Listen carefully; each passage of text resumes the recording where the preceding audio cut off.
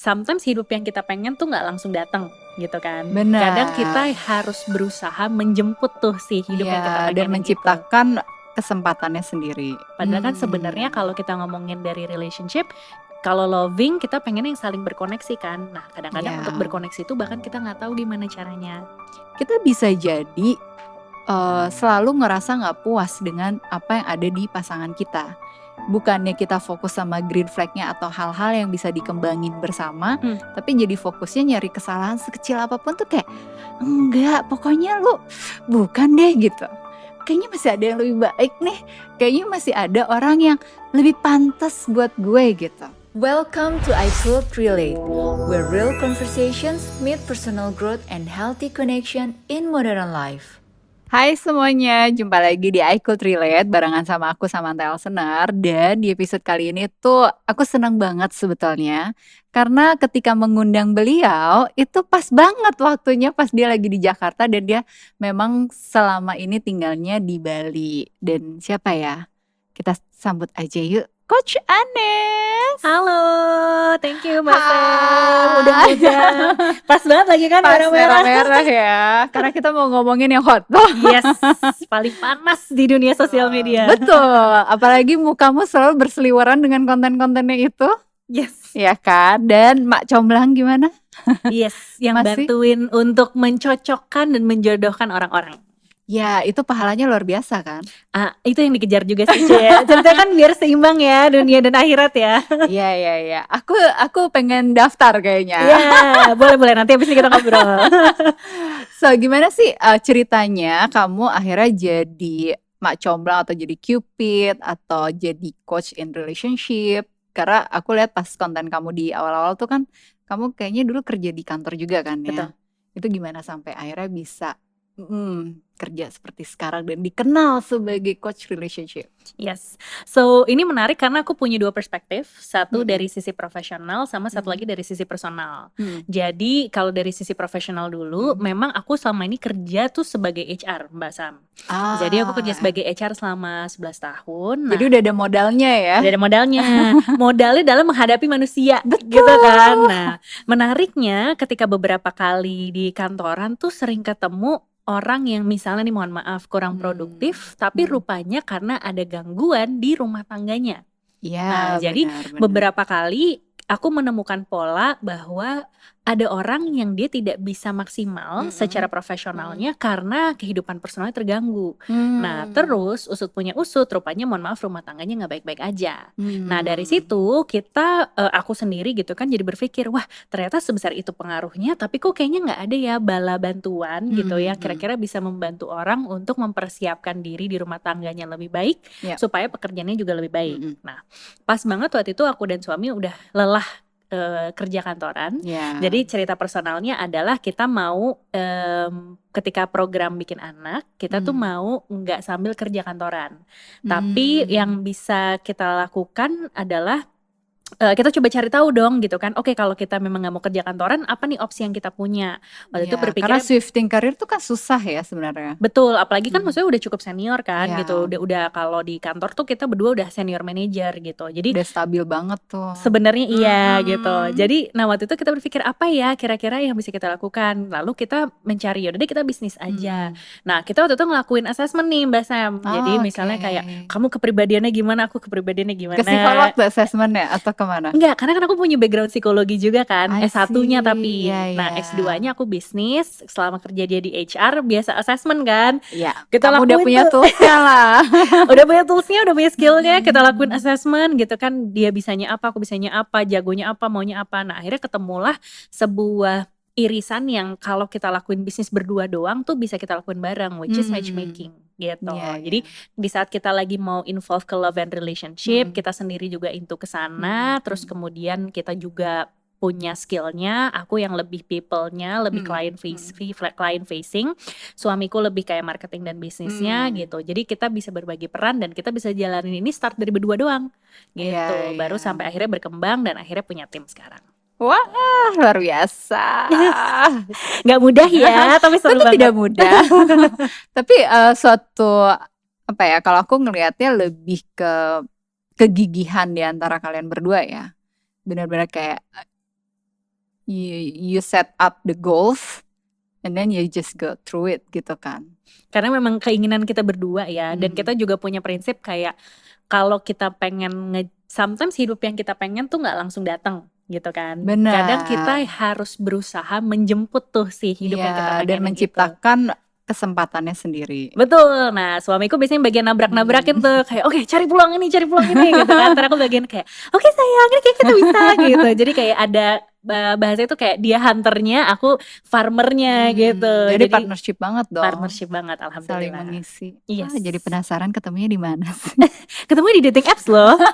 Back then in 2018. Wow, memang itu masa-masanya dating app banget ya. Iya. Karena kalau sekarang kan trennya udah sedikit bergeser tuh. Betul.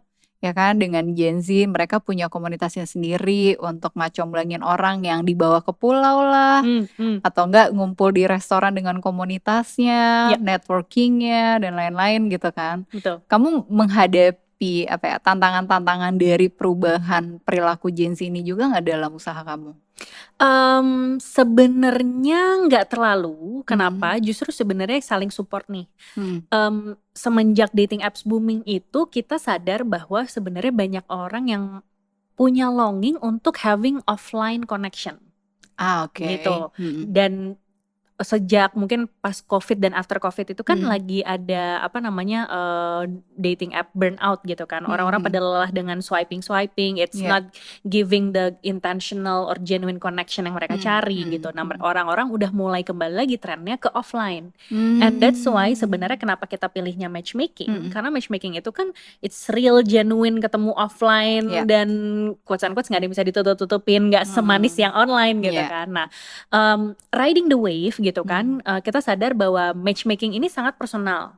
Tapi kita tahu bahwa ada kebutuhan untuk bukan hanya one on one tapi mungkin untuk berkomunitas. Nah, jadi kita juga tap in, kita sempat join venture sama teman kita, kita bikin sebuah event namanya teman berkelas gitu. Jadi teman berkelas ini adalah sebuah event yang nonton podcast offline bareng, terus abis itu di tengah-tengah sambil bisa mingling. Jadi duduknya kayak gini nih sofanya, sambil nontonin podcast gitu kan, kita duduknya rame-rame, jadi bisa diskusi gitu. Nah, jadi itu hopefully bisa menciptakan spark baru gitu. Nah, alhamdulillahnya kita udah jalan 4 kali.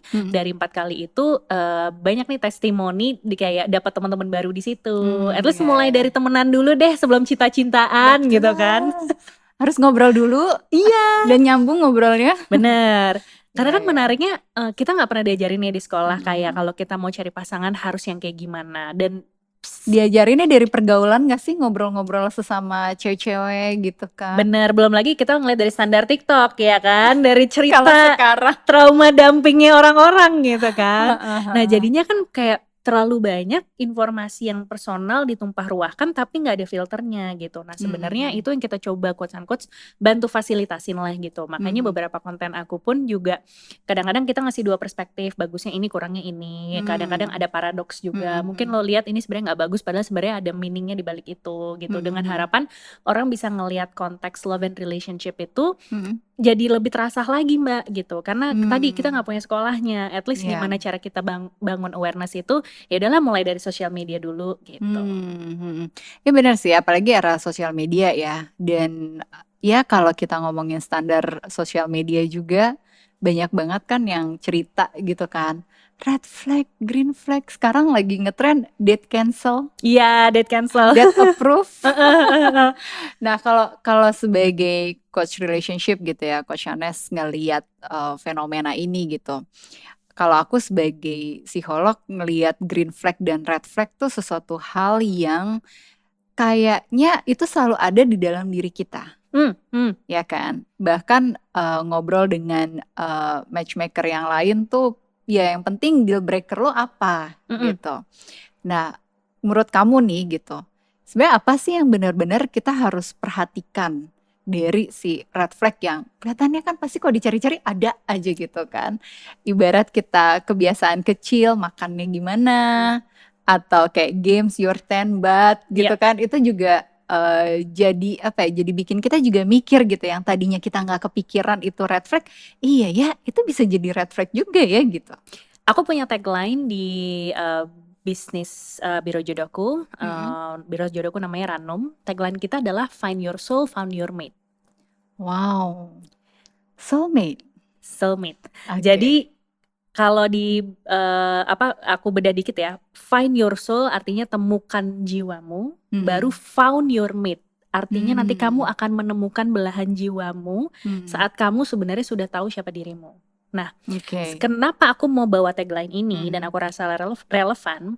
Kalau kita cuma mikirin green flag dan red flag dari orang sekitar, kita tuh fokus mencari mana orang yang sesuai dengan seleksi kita, mana orang yang cocok. Oh, ini kayaknya enggak gitu kan. Tapi ketika ditanya beneran ke diri sendiri, emang apa sih yang sebenarnya lo mau? Orang tuh belum tentu bisa jawab. Kenapa? Karena mereka mungkin selama ini cuma ngeliat kata standar sosial media sih gini. Emang kalau dari gue nonton sih maunya begini. Tapi mereka nggak benar-benar tahu kenapa gue pengen kehidupan yang seperti itu. Gitu. Nah, kadang-kadang kita tuh suka terdistraksi sama perilaku, Mbak, gitu. Jadi banyak orang yang misalnya gini, makan ngecap terus ilfeel abis itu udah. Nah, menurutku really lu cuma gara-gara makan ngecap doang padahal sebenarnya financial planningnya dia bagus gitu kan. Kemudian dia emotionally available cuma gara-gara makanan ngecap doang lu gak mau. Langsung ilfeel gitu ya. Exactly. Nah, aku ngeliat nih justru istilah green flag dan red flag tuh sekarang kalau tidak diseimbangkan dengan kesadaran diri dan juga tadi ya proses menemukan apa yang sebenarnya gue pengenin, yang terjadi adalah kita jadi menggantungkan kebahagiaan kita keluar.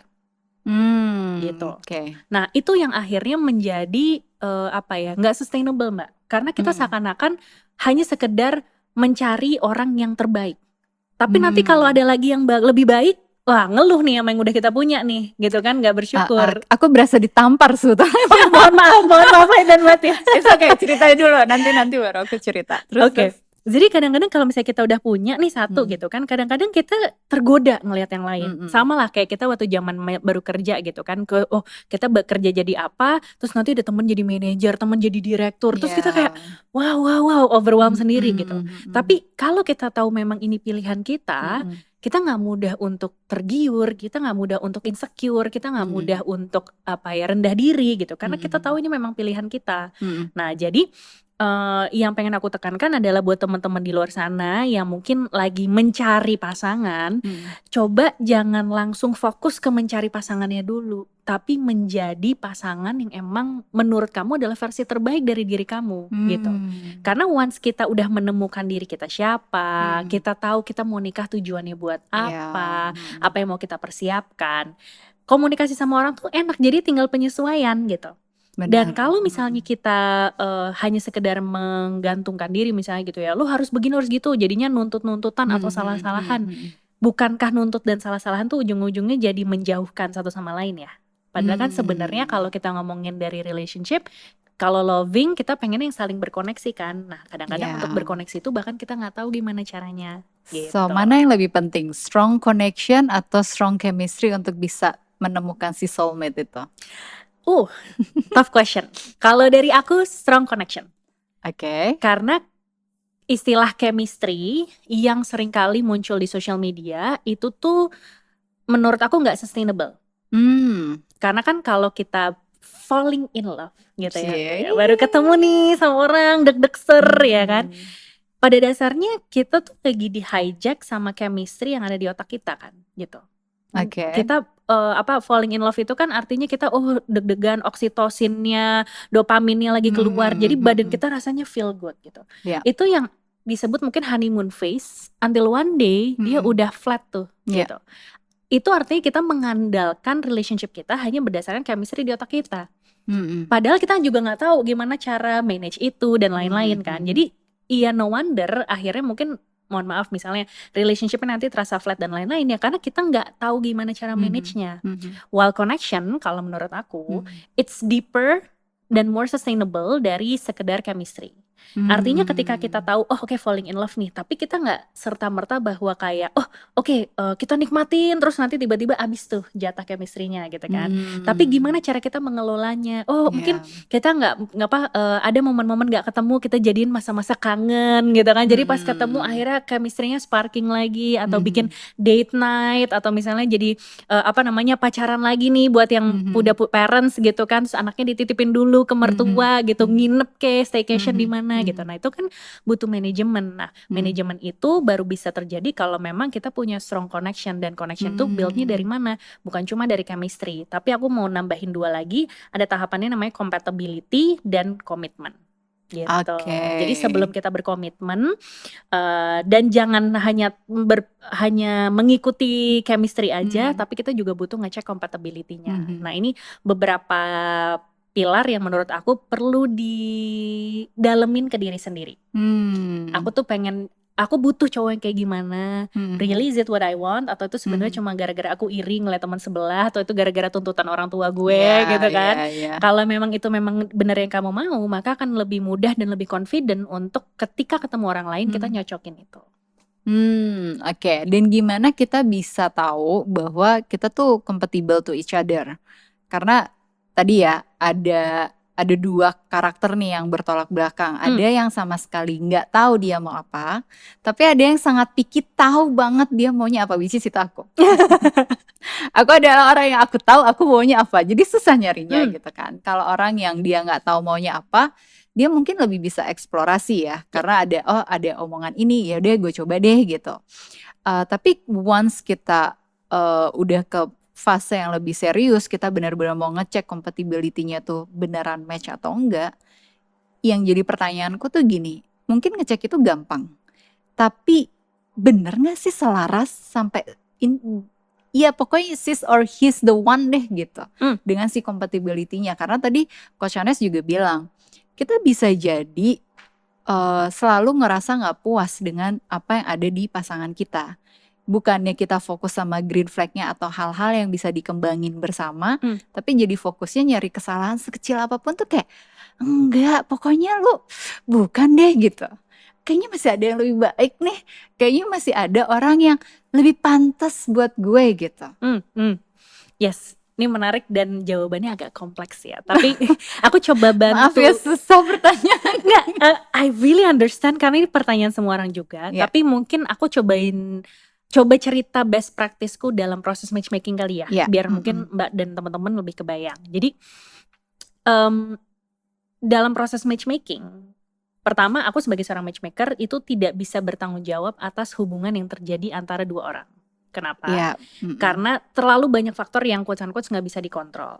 Tapi yang bisa aku bantu adalah untuk melihat seberapa mereka cocok di momen ini, dibandingin sama perjalanan mereka di masa lalu, dan kemana mereka mau pergi. Jadi kalau ngomongin visionnya ya. Betul. Jadi kalau ngomongin timeline tuh biasanya yang aku assess di dalam proses program matchmaking kita tuh adalah pertama diri dia sendiri as an individual tuh dia sekarang gimana, personality-nya dia, kita ada assessment juga nanti aku ceritain lifestyle-nya dia kayak gimana. Nah, sampai di titik ini dia pasti berangkat dari pengalaman sebelumnya dong. Nah, I wanna understand the past gitu. Oh, dia berangkat dari keluarga yang seperti apa, broken home apa enggak, anak keberapa, terus kemudian dia dulu mungkin masih punya luka seperti apa. Pas dia ceritain lukanya itu udah sembuh apa belum, nggak harus sembuh, tapi anyway masih emosional banget nggak gitu kan. Nah, itu yang kita coba assess. Kalau udah oke, dia berangkat dari masa lalu, pantesan dia sekarang begini, gitu kan. Baru kemudian aku akan tanya, kamu abis ini mau kemana ke masa depan? Nah, itu yang kebanyakan orang mungkin kalau masih muda banget ya, let's say dari best practice-ku tuh di bawah 27 tahun tuh biasanya mereka masih menerka-nerka tuh gitu. Jadi that's why aku personally sih gitu, maksudnya setelah ketemu dengan banyak orang, nikah di umur 27 pun itu sebenarnya cukup ideal gitu. Kenapa? Karena kita sudah melalui what so called quarter life crisis, kita jadi lebih melek dan tahu gitu kan. Oh oke, gue mau kemana, terus kemudian barulah gitu mencari pasangan. Nah, di momen itulah kita balik lagi untuk bervisi nih ke masa depan tuh maunya seperti apa gitu. Nah, jadi dari aspirasinya dia, ceritanya dia gitu, itu yang kita coba cocokin gitu. Dengan harapan bahwa semakin kita tahu dia berangkat dari mana dan mau bergerak ke arah mana, dan saling tahu nih gitu kan. Aku memberitahukan ke kandidatnya, aku memberitahukan ke klienku bahwa orangnya kayak gini, orangnya kayak gitu. Mereka jadi tahu what to expect gitu. Nah, dari situlah gitu kan pada dasarnya mereka nantinya akan berdinamika sendiri. Nah, Mm-mm. yang kedua gitu kan, tadi Mbak sempat ngomongin soal green flag dan red flag gitu. Mm-mm. Memang kalau di best practice-nya matchmaker itu ada yang namanya must have dan juga deal breakers gitu. Ya. Jadi kita punya kriteria kita sendiri gitu Mm-mm. kan. Mm. Dan apa nih yang paling nggak boleh dijadiin deal breakers. Nah, seringkali yang aku temukan orang tuh misalnya deal breakers masih berfokus pada perilaku Mm-mm. gitu. Misalnya aku nggak mau orang yang dia bau ketek, aku nggak mau orang yang dia Susah tidur ngerokok. ya. Iya gitu kan, apa yang nggak apa-apa sih, maksudnya itu kan Ya. preferensi masing-masing, nggak ada yang salah ya Mm-mm. gitu. Tapi menurutku perlu diseimbangkan juga dengan sesuatu yang beyond dari perilaku gitu. Nah, kalau di aku pinjem dari ilmunya psikologi, Iya. ada namanya motivational values dari Schwartz. Mm. Jadi di Ranum itu kita bikin assessment itu Mbak, namanya I Ranum see. Kompas. Oke. Jadi kita pengen teman-teman untuk tahu value-nya mereka sendiri apa, bukan cuma sekedar kayak gue maunya yang high value. But again, apa itu high value, right? Aku maunya yang kaya raya. Iya kan, kayak high value man, high value woman, ujung-ujungnya ke materi lagi. Padahal Iya. sebenarnya beyond that, kita tuh punya motivasi yang sebenarnya mengarahkan kita ke apa ya, perilaku dan kehidupan yang berbeda gitu. Mm-mm. Jadi no wonder misalnya ada orang yang dia sangat misalnya tradisional banget gitu ya. Let's say di salah satunya tuh ada namanya tradisional. Tradisional tuh kan dia mengikuti ritual gitu kan, Iya, mengikuti iya, iya. apa yang sudah berjalan secara turun temurun gitu. Mhm. Orang tradisional itu biasanya nggak akan cocok sama orang yang self direction. Mhm. Kenapa? Orang self direction ataupun orang itu adalah orang yang suka mengatur hidupnya sendiri gitu. Nah itu tuh cukup berkebelakangan tuh gitu arahnya gitu. Jadi ibarat kata kalau pakai kompas gitu ya, satu geraknya ke utara, satu geraknya ke selatan. Nah ini yang kita sebut sebagai compatibility dari visi gitu. Ya. Ketika kita mau mencocokkan visi, oke lo mau ke arah mana, dua-duanya aku dengerin ceritanya. Nah yang harus aku tahu dari hasil assessment itu pada dasarnya apa sih yang memotivasi mereka. Nah jadi lengkap tuh datanya gitu, bahwa selain mereka maju ke depan, tapi apa yang memotivasi mereka. Nah itu tuh yang aku lihat, bahwa deal breakersnya adalah jangan sampai sebenarnya motivasinya itu bertolak belakang banget, satu ke utara dan satu ke selatan. Karena once misalnya ini berkebelakangan banget, konfliknya banyak banget. Bukan berarti nggak bisa berjodoh ya, tapi effortnya harus ekstra buat bisa memanage relationship tersebut. Iya, Gitu. kebayang sih beratnya. Karena kan ya tadi kamu bilang visinya ke depan, mungkin pengen nikahnya dalam 1-2 tahun ke depan, tapi yang satu enggak gue masih suka sendiri. Yes. Gue masih suka dengan kebebasan gitu. Dan mungkin yang satunya nungguin udah 5 tahun, 8 tahun, ya kayak Dakota deh, akhirnya pisah juga gitu kan. Benar. Dan aku jadi keinget film Materialis ya, dimainin sama Dakota juga gitu kan. Bagaimana akhirnya dia memilih nih, dia mau menikah sama siapa yang perfect banget, tapi dia harus operasi untuk ninggiin badannya dia dari keluarga kaya dan lain sebagainya gitu. Pasti hidupnya terjamin deh, gak akan kesusahan finansial kan. Sama yang satu lagi itu best friendnya dia gitu, dari kecil tapi dia tidak menemukan orang ini faking good about anything gitu. Dan akhirnya dia milih itu gitu. Dan kalau dari pengalaman kamu nih, membersamai gitu ya calon-calon pasangan pengantin ini, itu apa sih yang akhirnya membuat mereka jadi memilih, oke deh gue pilih si yang ini deh, bukan yang itu gitu, dari setelah dating-datingnya mereka? Oke. First of all, love is messy. Of course. What we saw as perfection kadang-kadang itu bagus di permukaan, tapi ujung-ujungnya kadang-kadang we're trying to role playing jatuhnya gitu. Nah, like it or not gitu, aku ngelihatnya balik lagi ke basic human needs sih Mbak Sam gitu ya. I mean semua orang pada dasarnya pengen dicintai apa adanya, pengen diterima, pengen didengarkan, pengen dilihat gitu kan.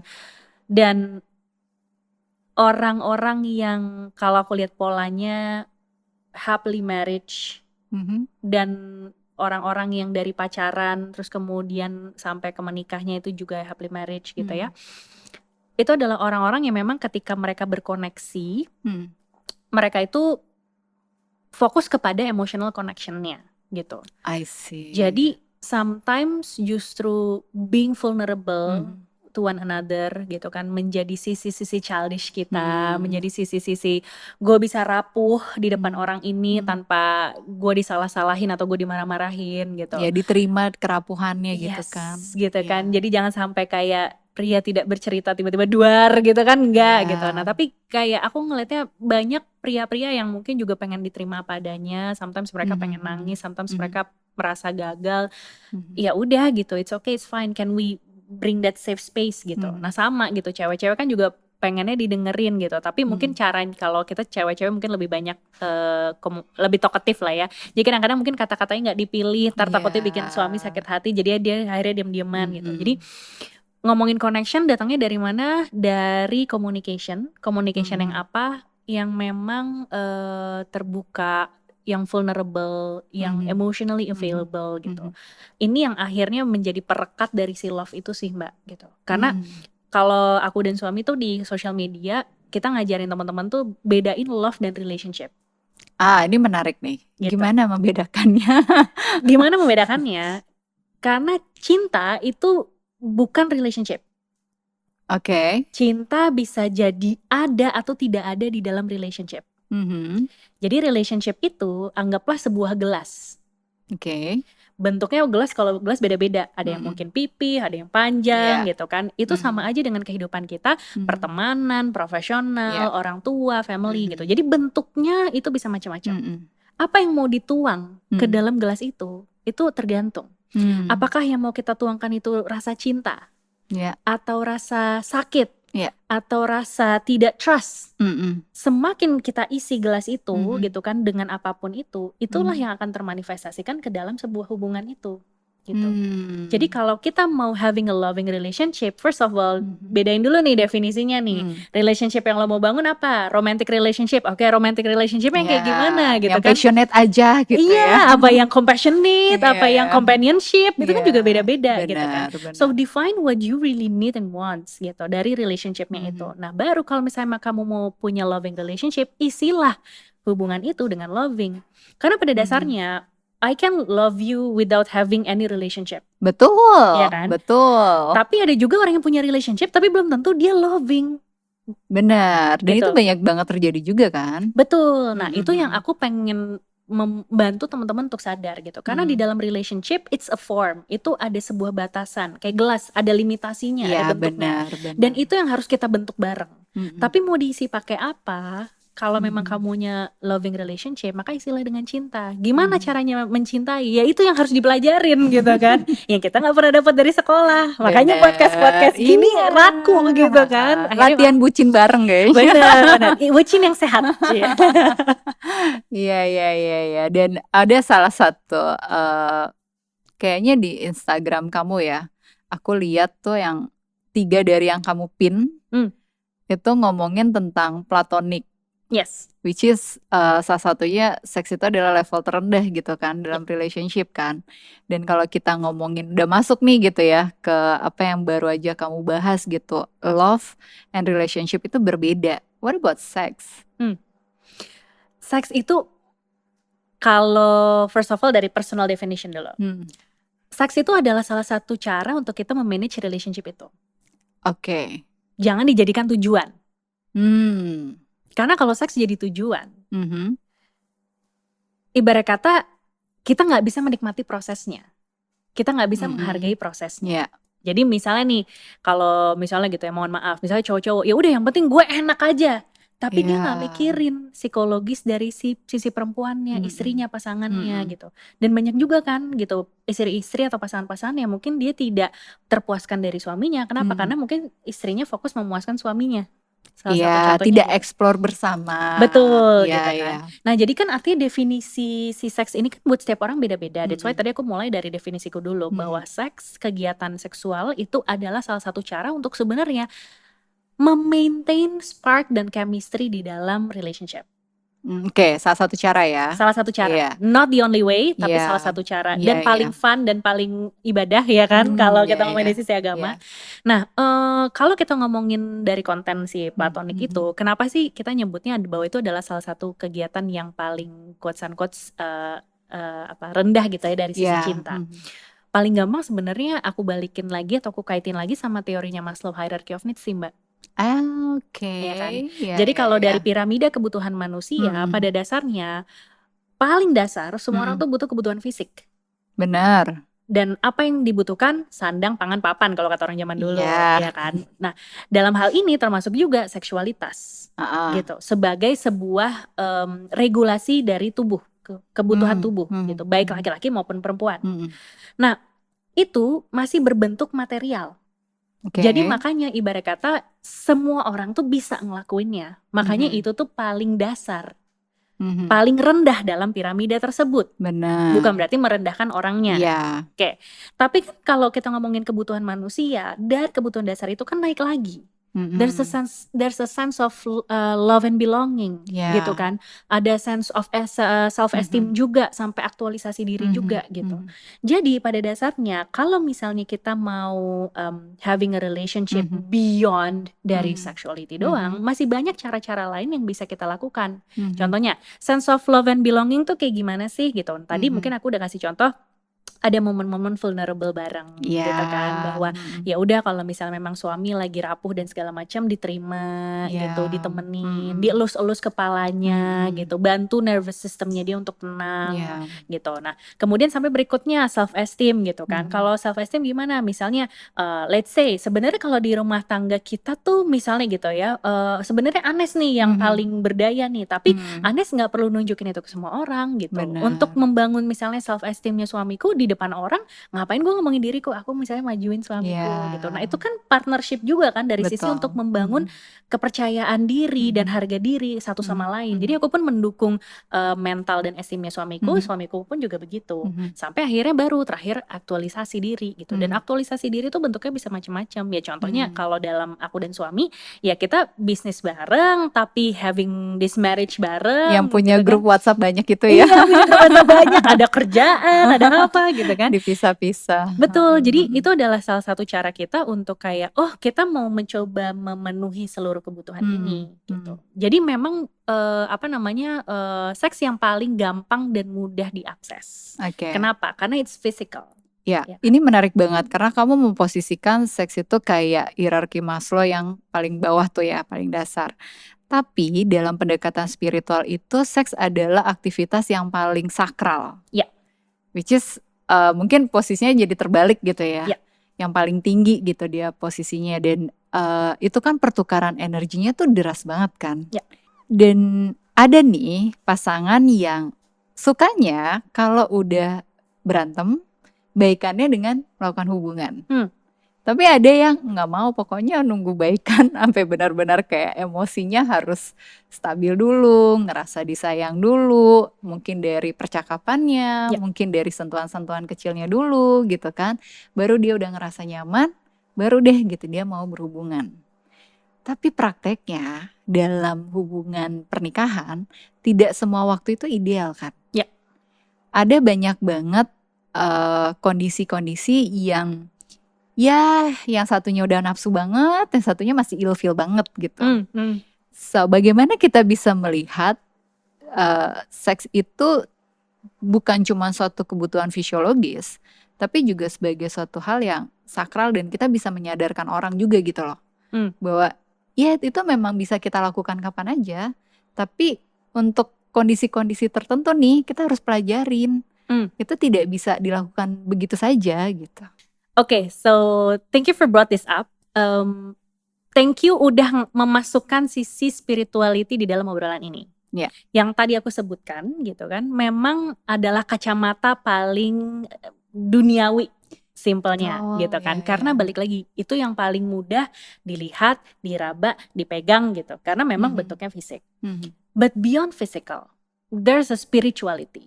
Dan kalau kita mau gabungin itu gitu kan, maka betul, pada dasarnya seks itu bukan justru paling bawah, tapi dia bisa jadi yang paling atas juga. Dan kalau aku gabungin gitu ya, gimana sih untuk menyeimbangkan supaya seks ini di satu sisi bisa memenuhi kebutuhan fisiologis, but at the same time bisa memenuhi kebutuhan spirituality juga. Maka intensikan memang si seksualitas itu menjadi suatu hal yang sebagai media atau sarana atau Mhm. tools atau cara Mhm. untuk kita mengaktualisasikan diri dan connecting in that spiritual way gitu. Jadi kalau misalnya misalnya gitu ya, mungkin bercerita dari experience-ku dulu. Aku dan suami itu kita punya campaign di social media namanya OVU Trip gitu. Apa tuh? OVU Trip adalah singkatan dari ovulation trip. Iya, Oke. menarik. Jadi ovulation trip ini adalah salah satu cara untuk aku dan suami bener-bener connect, have fun, disconnected from the world ideally gitu kan. Untuk kita bisa bercinta sepuasnya. Bahasa simpelnya. Oke. Jadi kita mencoba untuk ngeliat dari menstrual cycle aku. Dan semua perempuan pasti punya dong that menstrual cycle. Dan ada momen window time yang namanya ovulation kan, Ya, phase benar. gitu. Nah ovulation phase itu biasanya ada memang satu hari tertinggi, tapi terus kemudian let's say ada kanan kirinya. Nah biasanya aku dan suami di 3 hari 2 malam itu kita tuh staycation. Wow, so romantic. Maybe for you romantic kan, tapi kalau buat kita tuh udah strategi jadinya gitu. Oke. Nah, dari strategi itu tujuannya apa? Karena kita pengen disconnected from the world dan kita akhirnya connect lagi satu sama lain. Nah, disitulah kita bukan hanya sekedar berkoneksi secara bodily, tapi kita mencoba berkoneksi juga secara spiritually gitu. Jadi misalnya kayak ya udah kemarin-kemarin kan kamu bersiape gitu kan, kamu mau gimana nih dianakinnya gitu kan, gitu. Kamu bahunya pegel ya, sini aku pijitin dan segala macam gitu. Jadi mungkin kita memang nggak bisa melakukan itu secara timing kan kadang-kadang beda-beda. Benar. Tapi kita bisa loh making an intention, ada satu waktu khusus yang memang itu jadi jatahnya kita pacaran gitu. Jatahnya kita untuk emang saling bukan hanya mensupport physical tapi juga spiritual satu sama lain. Dan itu aku dan suami lakukan setiap bulan. Gunanya ya supaya kita tetap sehat mental gitu. Iya, Dan di tetap dalam terkoneksi ya. bener, dan di hidup ini kan bukan masalah kerjaan doang gitu kan. Nah di momen itu tuh adalah momen kita sadar bahwa you know what, kerjaan nanti dulu gitu. Work comes later, us comes first gitu. Tapi ujung-ujungnya karena kita relax, kreatif, bocor-bocor juga tuh, tiba-tiba mikirin kerjaan gitu kan. Terus kayak kelihatan sih kalian tuh kreatif banget, kelihatan. Terus tiba-tiba kayak oke, jadinya chat tim ini, chat tim itu. Terus tim kita sendiri yang protes, katanya lu lagi OVU trip, lu ngapain ngechat ya, gimana dong gitu kan. Jadi malah kadang-kadang kalau kita mau jadi kreatif, tadi mau aktualisasi diri gitu kan, dan tadi berkoneksi secara emotional and spiritually gitu kan, sex can be a tools gitu. Tergantung intensinya, tergantung gimana kita ngelakuinnya. Nah mungkin kalau buat teman-teman yang contohnya tadi lagi berumah tangga, momentumnya belum pas gitu, nggak apa-apa. I mean like life is messy, kita nggak pernah bisa mengontrol moment by moments. Tapi coba deh ngobrolin bareng untuk yuk bikin let's say kayak OVU tripnya kalian sendiri gitu, supaya oke, di momen-momen messy ya udah kita nggak bisa ngontrol, tapi ada momen-momen yang memang kita bisa saling berkoneksi dengan lebih intentional. Nah di situ harapannya physical, spiritual dan lain-lainnya, kebutuhan kalian berdua bisa saling dipenuhi satu sama lain. Tuh harus ada OVU tripnya. Yes. Pertanyaan berikutnya, kalau tadi itu kaitannya sama pasangan suami istri ya, kalau ini masih di level dating, apakah kamu menganjurkan calon-calon pasangan ini juga ya cobalah gitu berhubungan untuk tahu compatibility dari sisi seksualnya? I see. Aku tidak mempromosikan karena akan kembali lagi ke keputusan dan juga nilai yang menjadi prioritas masing-masing gitu. Karena pada dasarnya yang satu hal tapi yang nggak bisa dielakkan adalah sexuality biasanya tuh berseberangan sama agama. Ya kan? Religion practice itu pasti mungkin meminta kita untuk menghindari itu. Padahal you know what, in marriage gitu, pada sexuality itu menjadi salah satu hal yang paling dipromot gitu. Benar. Karena itu adalah ibadahnya gitu kan, itu adalah quotes-unquotes yang paling enak-enaknya gitu. Nah jadi gimana nih kita perlu mempersif gitu kan agama dan juga sexuality ini. First of all, kenapa sih dalam ajaran agama kita tuh dilarang atau diberikan batasan untuk jangan melakukan hubungan seksual sebelum menikah? First of all, ngomongin dari sisi spirituality itu adalah pertukaran energi gitu kan. Dari biologi base sekarang itu juga ditemukan bahwa salah satu contohnya riset menunjukkan ketika kita lagi ciuman itu kita bisa aja mentransfer stress level ke orang lain. Hah? Bahkan di level ciuman ya? Bahkan di level ciuman Oke. gitu. And it's very make sense jadi for me now. Kenapa gitu kan, religion itu mungkin membatasi untuk kita jangan berhubungan atau beraktivitas seksual, karena sebenarnya banyak hal yang mungkin kita nggak tahu. Kan wisdomnya itu sebenarnya Iya, kan iya, gitu. Makanya, dan juga kalau menurutku gitu kan, ajaran agama itu bagus untuk membatasi kita bahwa lu harus punya self control. Betul. Karena once misalnya let's say gitu ya, sebelum marriage nakal, tapi nanti kalau gue udah married nanti gue nggak nakal lagi deh gitu. Tapi once that impulsion and addiction itu sebenarnya udah ada di dalam diri dan nggak bisa ngontrol diri, jadinya belum tentu tuh apa yang diharapkan kejadian gitu kan.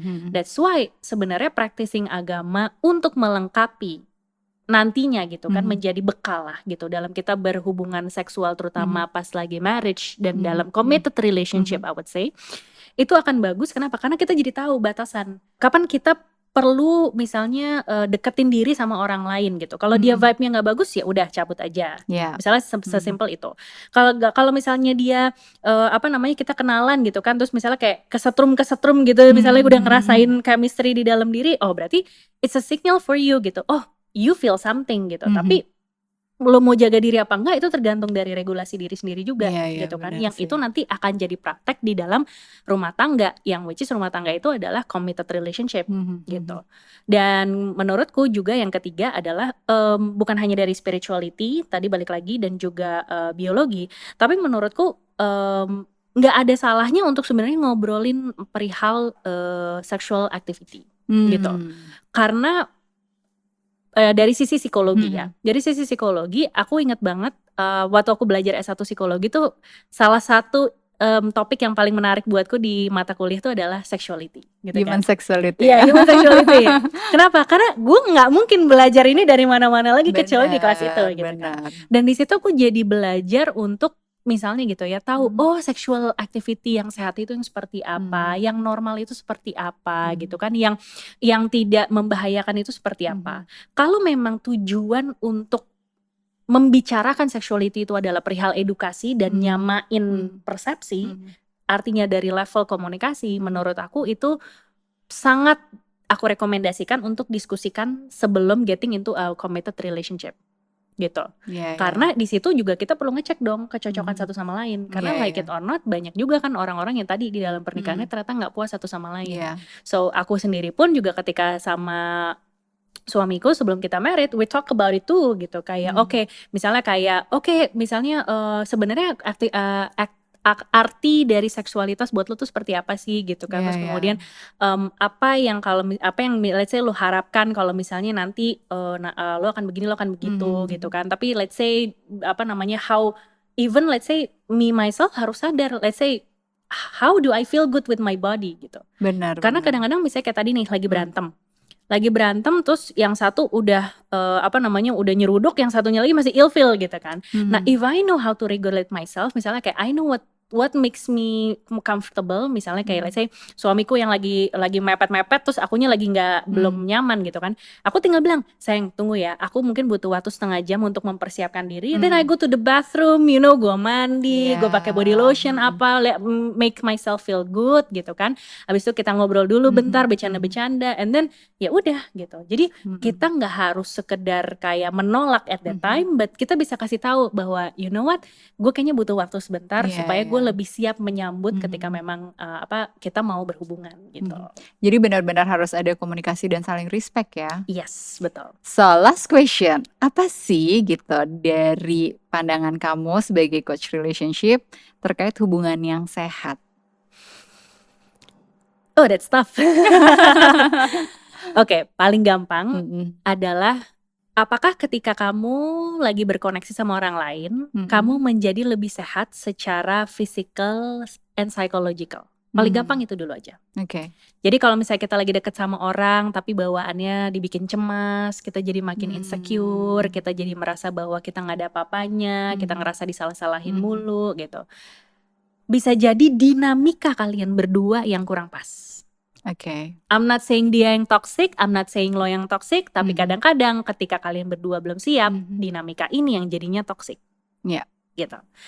Nah, itu tadi perihal yang psychological. Kalau buat physical paling make sense lah. Artinya jangan sampai ketika misalnya kalian lagi berdekatan, lagi dating satu sama lain, misalnya tiba-tiba ada physical abuse, verbal abuse gitu kan. That's why edukasi dari social media itu bisa dijadikan informasi. Tapi jangan dijadikan judgment at that time. Ketika informasinya udah jelas, paparin, konfront gitu kan, misalnya kayak kenapa ya kok kemarin tangan aku kamu giniin gitu kan, kenapa? Nah, apakah itu memang dia belum selesai dengan lukanya dia sendiri, apa memang dia setiap marah kayak gitu kan, kita juga perlu ngeliat ya polanya. That's why kita nggak bisa langsung hanya sekedar menerima apa yang dilakukan sama orang lain atau menolak apa yang dilakukan sama orang lain. Tapi kita sebagai individu juga punya tanggung jawab untuk setting that boundaries gitu. Kita bolehkah untuk bilang bahwa I don't like that, it's not in my principle, you don't respect me in that way gitu kan. Dan akhirnya diskusi tuh gitu, mana yang kira-kira perilaku lebih tepat satu sama lain. Jadi minimal tidak menyakiti tubuh satu sama lain dan tidak menyakiti mental satu sama lain. Artinya kalian minimal tenang lah gitu di dalam relationship itu. Bagus kalau kalian jadi lebih bersemangat, jadi lebih kreatif. Artinya kalian memang dinamikanya cocok. Dan mungkin gak saling menyakiti finansial masing-masing ya. Bener, finansial juga. Apalagi kan masih banyak yang katanya mau kode dan lain-lain ya kan. Karena investasi terbaik sebenarnya adalah memilih pasangan hidup ya. I do agree with that. Ya, thank you Coach Ana sudah datang. Thank you Mbak Sen. Tidak terasa sudah 1 jam. Wow. Jangan bosan-bosan kalau diundang lagi ya. Dengan senang hati. Dan suara kamu nyaring sekali. Iya, alhamdulillah ya. Thank you. Thank you.